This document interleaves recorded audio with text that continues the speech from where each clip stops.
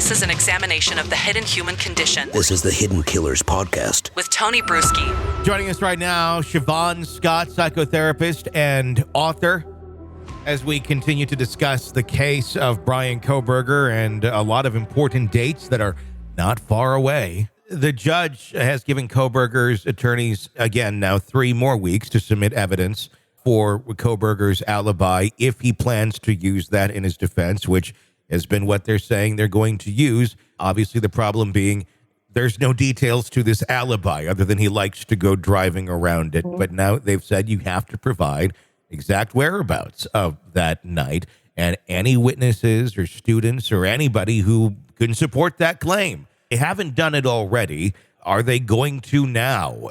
How would they if they already said they don't have anything? Yeah, again, I'm fascinated to hear it if it exists, but it does seem like if they had him, here's the car 50 miles away, caught on camera, that would be great, But at this point, is the driving around, this is my speculation, just going to be an excuse for why his car was spotted in Moscow near the residence? Oh, he just likes to drive and just happened to be in that area, which would, I think, do more harm than good as an attempted defense. That just doesn't fly. Yeah, it seems like a slippery slope to go down. It seemed kind of stupid to say that out loud to begin with, that he likes to go driving around at night. Okay, great. Let's figure that out. Where were you driving? And the thing is, now we're going to have to try and find out, does the footage even exist anymore, which it probably does not. Everything that they've gathered, they've already gathered. And these systems don't tend to hold it much longer than a couple days.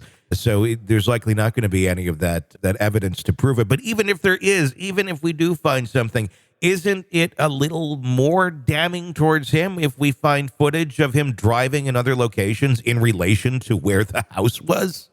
Yes, I think so. I don't think it's going to benefit them unless they have something that's really going to surprise us all. Exactly. Were you surprised at all by the judge's decision to not grant that stay and very much lay down a very strict timeline here leading up to October 2nd?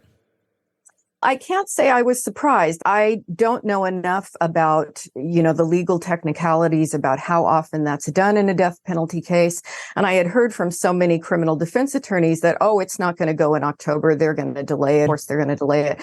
So only from that point of view, I was surprised. But frankly, I think for most of us, when we've got these cases that seem like they just go on and on for months or sometimes years, it's a relief can we just get to this, So I am, in a way, relieved if it's going to hurry up. It really kind of stood to me as if the judge was very much seeing through all the stall tactics and realized, look, they just keep coming back with the same monotonous nonsense that doesn't really support any arguments. And I feel like he's like, look, if you don't have anything of value to say here for a legitimate defense, then yes, we're just going to keep moving forward unless you raise some issue that we need to focus on. But to have more time to keep going over things that are really nothing, fluff, we're just not going to allow you to keep doing that. And there's the arguments of, there's how many terabytes of data that sound extremely overwhelming. Is this case really that complicated when it comes down to the amount of evidence that they're going through? Or is this very much attorneys, speaking because, of course, they're going to want more time? Right. Yeah. It seems like there's a very clear and decisive judge who seems very fair, but he's, doing the right thing. Yeah. And I appreciate that. Sometimes you get the sense that judges are almost sort of bullied by attorneys, and it can get very convoluted and strange. But this does feel like he's being very clear and trying to be very fair.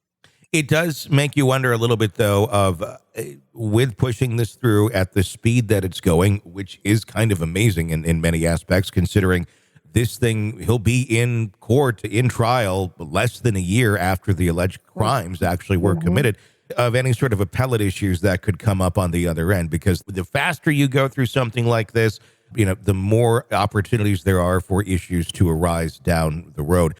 This is an examination of the hidden human condition. This is the Hidden Killers Podcast. With Tony Brueski.